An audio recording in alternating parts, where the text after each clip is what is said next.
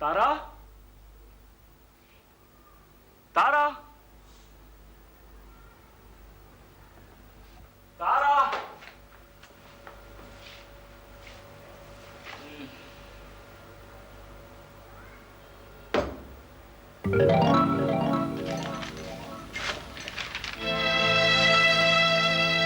मुझे नहीं मालूम ये खत किसे मिलेगा, पर मैं ये खत को इस उम्मीद पर लिख के जा रही हूँ कि जब भी ये खत मिले ये बात साफ हो जाए कि मैं यहाँ से अपनी मर्जी से गई हूँ। मेरे साथ कोई हादसा नहीं हुआ। हालांकि जो हादसे मेरी जिंदगी में हो चुके हैं उनके आगे किसी हादसे की क्या अहमियत रह जाती है।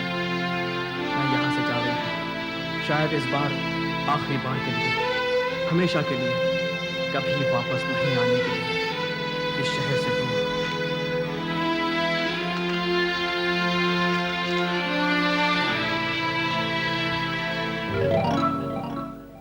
देवयानी, देवयानी, क्या है? देवयानी, देवयानी, तुम पागल हो गई हो। Have you gone mad? पागल तो तुम मुझे लग रहे हो इस वक्त। क्या बात है? लग रहा हूं नहीं हूं पागल, मैं गुस्से से पागल हो रहा हूं। अच्छा, लेकिन ऐसा हुआ क्या है? हुआ क्या है? तुम्हें शर्म नहीं आती पूछते हुए हुआ क्या है? तुमने अनीता सेठ के सामने तारा को बेइज्जत किया। देखो बॉबो, वो मेरा बहुत ही पर्सनल मैटर है, मैं तुम्हें बिल्कुल परमिशन नहीं देती उसमें दखल देने की। ओ मेम साहब, जब घर के मामले सड़क पे आ जाते हैं ना तो वहां से गुजरता हुआ हर आदमी उसमें बोल सकता है, दखल दे सकता है। मैं तो आखिर दोस्त हूं। किसके दोस्त हो? क्या मतलब है तुम्हारा? मतलब मेरे या तारा के? तुम्हारा था, तारा का भी था, हूं और हमेशा रहूंगा। तो अपने प्रेजेंट और फ्यूचर के पास जाओ। पास्ट के पास आओगे तो बहुत बुरा होगा। किसका बुरा होगा देवयानी, मेरा या तुम्हारा? जाहिर है तुम्हारा। क्या बकवास करती हो तुम? पता है तुम हमेशा गलत फहमी में जीती हो और उसको एंजॉय भी करती हो। तुम्हें मजा आता है ये सोच के कि तुम्हारे साथ बहुत बुरा हो रहा है, जबकि हकीकत में तुम लोगों के साथ बुरा करती हो। पोपो, तुम्हें मेरा पोस्टमार्टम करने की कोई जरूरत नहीं है। मैं तुम्हारे मुंह से अपना एनालिसिस नहीं सुनना चाहती। अरे सुनना पड़ेगा तुम्हें। Get lost, Poopó, get lost। पहले तो मेरी दुश्मन की तरफदारी करते हो और ऊपर से उसी की बातें करके मुझे जलाते हो। चले जाओ तुम यहाँ से। चला जाऊंगा, लेकिन तुम्हें बता तो दूं पहले कि तुमने क्या हरकतें की हैं। एक तरफ वो तारा है जिसने अपनी सारी जिंदगी तुम्हारे नाम लिख दी, दूसरी तरफ तुम जिसने उस बेचारे को कहीं का नहीं छोड़ा। दिव्यानी, क्या जरूरत है तुम्हें सारी जायदाद उस अनीता सेठ के नाम लिख देने की, जिसने तुम्हें कभी अपनी बेटी नहीं समझा, कभी तुम्हें ममता नहीं दी, कभी तुम्हें प्यार नहीं दिया? क्या समझी तुम्हें? क्योंकि वो जायदाद मेरी थी और उसमें मेरा कोई इंटरेस्ट नहीं। तुम्हारी नहीं, तुम्हारे बाप की थी। कम से कम उसके बारे में सोच के ही उसकी कदर कर लेती तुम। मेरे कदर करने या ना करने से कोई फर्क नहीं पड़ता पोपो। जब वो तारा अपने बाप और गंदे शमशेर के साथ मिलकर सारी जायदाद हड़पने की साजिश कर रही हो। वो ऐसा नहीं कर रही है, तुम क्यों नहीं मानती हो देवयानी? देखो तुम एक बात समझो, तुम कान की बहुत कच्ची हो। कोई भी आदमी तुम्हारे कान फट सकता है, तो बल गला सकता है। वो जायदाद बनाने के लिए तुम्हारे बाप ने कितनी मेहनत की थी तारा ने देखा था, बल्कि तारा ने खुद कितना पसीना बहाना, कितनी मुशक्कत की थी। इसीलिए तारा को जायदाद की कदर मालूम थी और वो चाहती थी कि जायदाद तुम्हें तब मिले जब तुमको उसकी अहमियत मालूम हो सके। तभी उसने तुम्हें अपने साथ रखा, तुम्हें दिन रात काम करवाया, तुम्हें उनकी रिस्पॉन्सिबिलिटी थी उसमें। लेकिन तुम इतनी घटिया और निकम्मी हो, उसने कभी सोचा नहीं था। पोपो, अपनी बकवास बंद करो वरना मुझसे बुरा कोई नहीं होगा। बुरा हो सकता है, ये तो मैं मान के आया था। जब तुम यहाँ तक गिर सकती हो देवयानी, तो तुम कुछ भी कर सकती हो। पोपो, मैं ऐसा कुछ भी नहीं बोलना चाहती जिससे सुनकर तुम मुझसे दोबारा मिलने ना हो। इससे बेटर होगा तुम यहाँ से चले जाओ।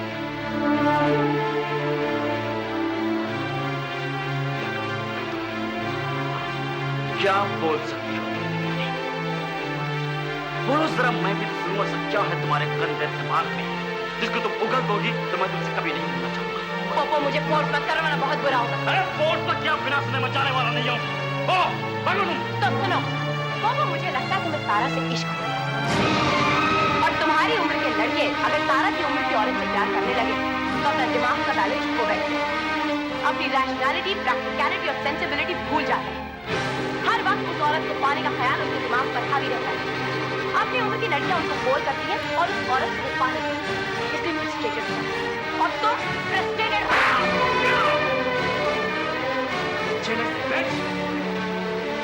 दिमाग इतना खट क्या होगा, कभी सोचा नहीं था मैंने।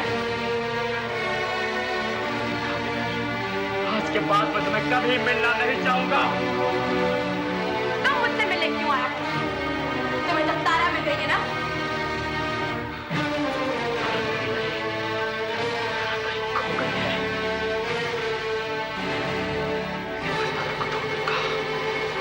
तुमसे वादा करता हूं मैं तारा को ढूंढ निकालूंगा।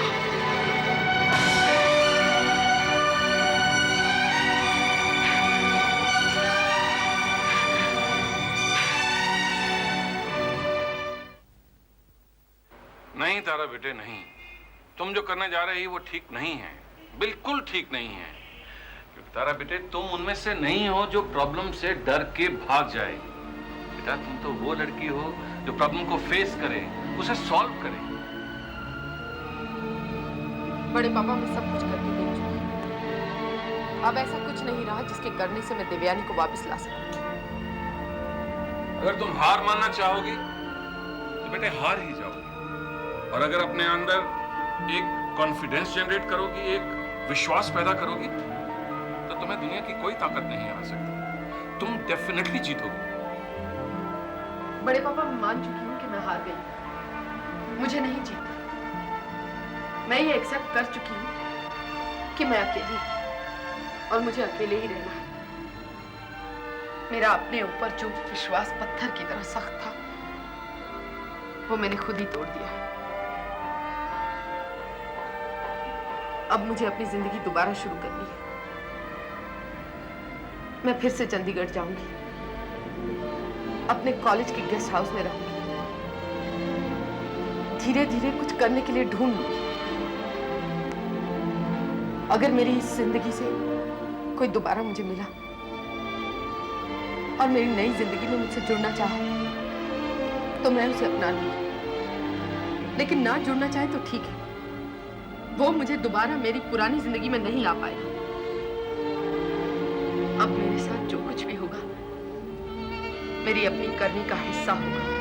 नहीं तारा बेटे ऐसे मत बोलो, सिर्फ अपने बारे में ही मत सोचो। सोचो क्या होगा जब शीनू और आरती को पता चलेगा कि तुम उन्हें बिना बताए चली गई। तुमने मुझसे कहा था ना कि तुम तीनों ने एक दूसरे से जिंदगी भर हर सुख दुख में साथ निभाने का वायदा किया है, कहा था ना?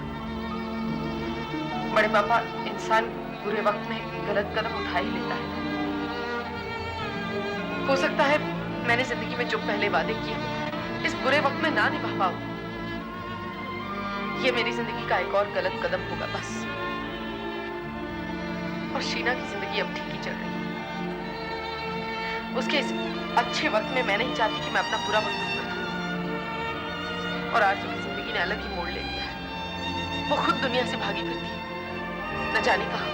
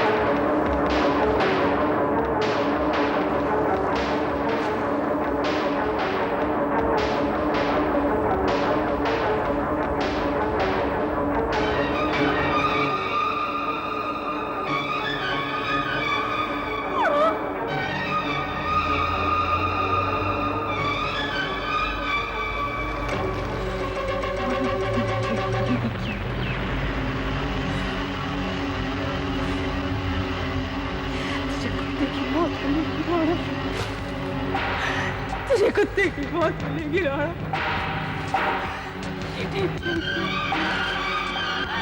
Oh God!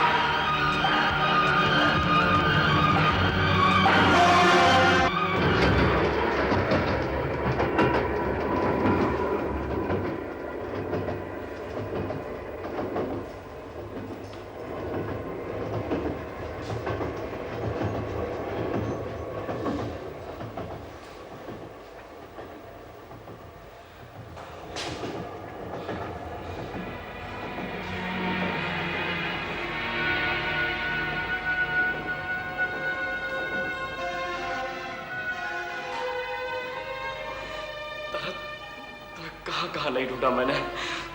तुम्हारे घर गया था, वहां तुम्हारी लिखी हुई चिट्ठी मुझे मिली। लकीली मुझे पता चल गया कि दिल्ली और वहां से अंबाला जाने वाली गाड़ी एक ही है और वो भी लेट है। थैंक गॉड वो गाड़ी लेट हो गई तारा, वरना मेरे यहाँ आने से पहले ही तुम जा चुकी होगी। मैंने सोचा कि तुम वेटिंग रूम में होगी और हाँ, वो नोट मुझे मिली और मैंने उसे पढ़ा। काश वो नोट तुम्हें मेरे जाने से बाद ही देखो ना कि कुदरत का खेल कितना अजीब है। वो नोट मुझे पहले मिल गई, तुम्हारी गाड़ी लेट हो गई। जानती हो सब क्यों हुआ? ताकि मैं तुम्हें ढूंढ लूं, तुम्हें रोक सकूं, तुम्हें तुम्हारे घर पहुंचा सकूं। घर? नहीं पो, मैं वापस जा रही हूँ, वहीं जहां से मैं आई थी। एक्चुअली मैं घर ही तो जा रही हूँ। नहीं तारा, तुम घर छोड़ रही हो। प्लीज वापस चलो।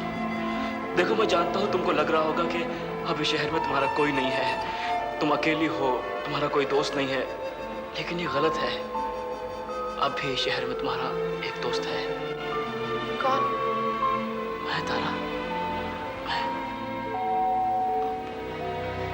तुम नहीं जानते तुम्हारी इस बात से मेरे दिल को कितना सुकून मिला है। सच। देखो तारा, तुमको मेरे साथ इस तरह फॉर्मल बात करने की कोई जरूरत नहीं है। मैं फॉर्मल नहीं बन रही हूँ। इनफैक्ट मैं कुछ भी नहीं बन रही हूँ। अगर मैं चाहूंगी तो जो मैं हूँ उससे अलग नहीं हो पाऊंगी। मेरे दिल में जो भी है वही मैं कह रही हूँ। मैं आज तक ये नहीं सीख पाई कि दिल में कुछ और हो तो जुबान पर कुछ और कैसे लाया जाता है। काश मैं ये सीख पाती। क्यों तारा? क्योंकि तब मुझे इस तरह लौटना न पड़ता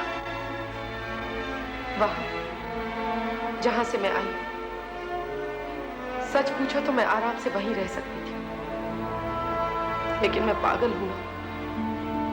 अपने ढेर सारे ख्वाब लेकर मैं बंबई चली आई, लेकिन अपने ख्वाबों की दुनिया छोड़कर हमेशा हकीकत की दुनिया में जीती रही। तारा, तारा तुम ऐसी बातें क्यों कर रही हो? हाँ? मैं जो फील कर रही हूँ पोपो वही कह रही हूँ। जो मेरे दिल में है वही मेरी जुबान पर है। मैं अपने फायदे के लिए कुछ सोच समझ कर नहीं कह रही। मैंने सोचा भी नहीं था कि तुम यहाँ आ जाओगे। अच्छा अब ये बताओ कि मैं यहाँ पे तुमसे मिलने आया, तुम्हें अच्छा लगा? तुम खुश हो? तुम्हारे आने से मेरे अंदर और कॉन्फिडेंस जरूर आया, लेकिन मैंने सपने में भी नहीं सोचा था कि मेरे तमाम दोस्तों में से तुम मुझे मिलने आओगे। चलो वापस चलो तारा, वापस चलो। यूं हिम्मत हार के नहीं लौटते हैं। हिम्मत ना हारूं तो और क्या करूं पोपो। मैं अपनी दुनिया छोड़कर एक दूसरी दुनिया के साथ रिश्ता जोड़ने निकल पड़ी थी। अब इस दुनिया को मेरी जरूरत नहीं तो मैं यहाँ क्यों रहूं? वैसे भी इन हालातों से लड़ कर मैं अपनी काफी बेइज्जती करा चुकी हूँ। लेकिन तारा तुम ये कैसे कह सकती हो कि इस दुनिया को तुम्हारी जरूरत नहीं है, ये दुनिया तुम्हारी नहीं है? क्योंकि मुझे बार बार इस जगह को छोड़कर जाना पड़ा। मैं यहीं बंबई में पैदा हुई थी, लेकिन पैदा होने के थोड़े दिनों बाद ही मेरी माँ मुझे लेकर अपने मायके चली गई। और जब वो लेकर मुझे लौटी तो खुद दुनिया से रूठ कर चली गई। Once again I was rejected by this city. कैसे तारा, कैसे? मुझे चंडीगढ़ गर्ल्स हॉस्टल भेज दिया गया। इसलिए नहीं कि मेरी परवरिश यहाँ नहीं हो सकती थी, इसलिए कि मैं खुद यहाँ नहीं रहना चाहती थी। मैं डर गई थी। मैं जब भी स्टेशन पर उतरती मेरी आंखों के सामने मेरी माँ के मर्डर का सीन आ जाता। My father had killed my mother. फिर हर साल गर्मी की छुट्टियों में बड़े पापा के पास आने लगी, लेकिन हमेशा डरी डरी सी रहती थी। कॉलेज खत्म करके एक बार फिर मैं इस शहर में आई, लेकिन इस बार मेरी सहेलियां मेरे साथ थी, इसलिए मुझ में एक कॉन्फिडेंस भी था। मैं भूल ही गई थी कि कभी मुझे यहाँ डर लगता था। मैंने सोचा मैं इस जगह को, इस शहर को जीत लूंगी।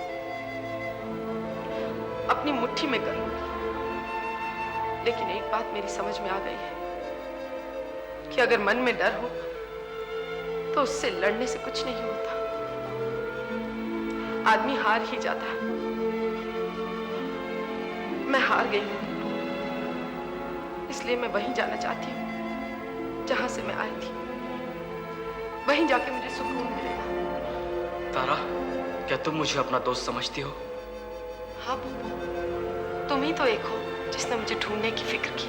तो फिर मुझे बताओ तुम कहाँ जा रही हो? देखो तुमने मुझे अपना दोस्त कहा है, तुम्हें उसी दोस्ती का वास्ता तारा। बताओ तुम कहाँ जा रही हो? Where can I be in touch with you? लेकिन ये बात हम दोनों के बीच में ही रहनी चाहिए। I promise तारा। ठीक है, मैं चंडीगढ़ गर्ल्स हॉस्टल के गेस्ट हाउस में रहूंगी। ये रहा वहां का फोन नंबर। थैंक यू तारा।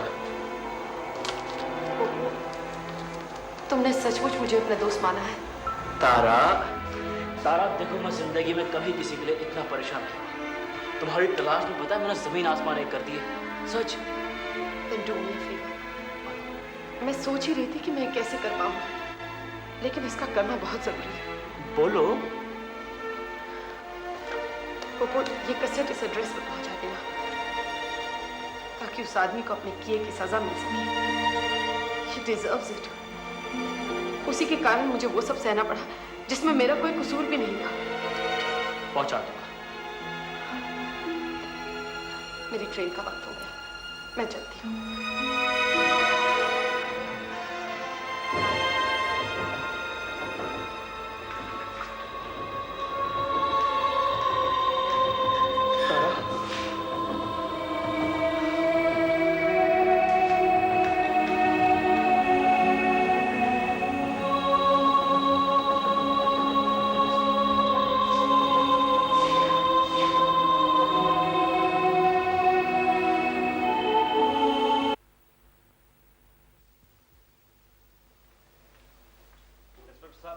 ये रहे जमानत के कागज, मैं कोर्ट से बेल ऑर्डर्स ले आया हूँ। ठीक है, ठीक है। ठीक है, यहाँ पे आप साइन कर दीजिए। हाँ, यहाँ इस पे, यहाँ।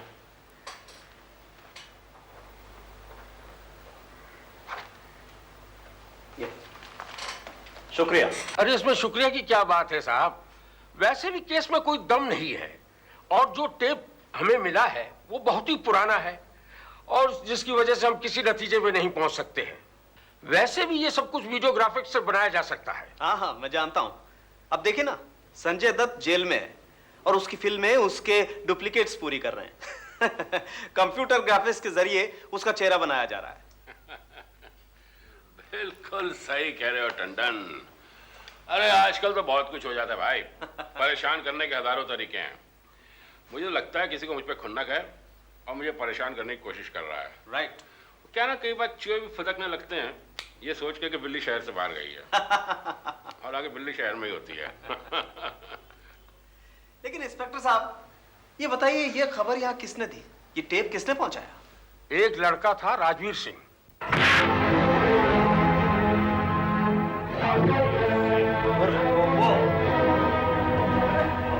अरे कौन हो तुम?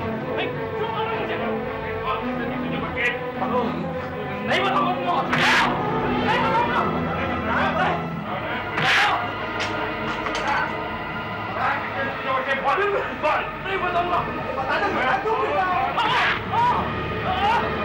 नहीं बताऊंगा।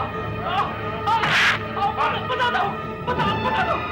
छोड़िए तो, वो तारा ने दी मुझे। अरे हमको अच्छी तरह जानते थे हो रहा है क्या बच्चे। तारा कहाँ बच्चे? वो शायद अपने घर पे होगी। घर पे नहीं है, माँ देख क्या। तारा की हिम्मत ही नहीं है कि ये टेप पुलिस को दे दे, इसीलिए छिपा कर रखी थी। जरूर जानता है तारा। बोल बेटे राजीव, तारा कहाँ है? नहीं मालूम। बता दे, बहुत कुटेगा नहीं तो। नहीं मालूम। ये आसानी से नहीं बताएगा। और